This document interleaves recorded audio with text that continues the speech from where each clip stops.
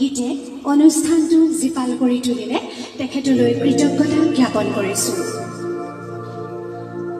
নতুন সাজত নতুন ভাৱত নধৰাত উজলি আগুৱাই যাওঁ লগৰীয়া, দেখুৱাওঁ কাৰ বল, মুকুতিৰ পথ পোহৰাই যাওঁ, আগবাঢ়ো বৌ বৌ।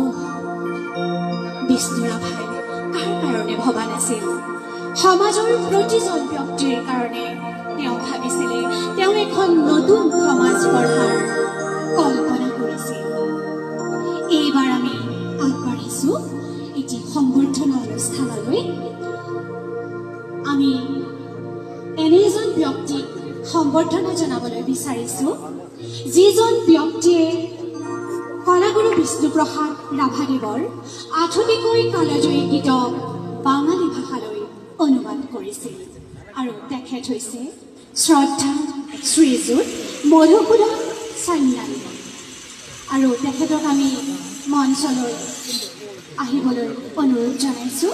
তেখেতক মঞ্চলৈ আদৰি লৈ আহিব শ্ৰদ্ধাৰ শ্ৰীযুত মানস শৰ্মাদেৱে।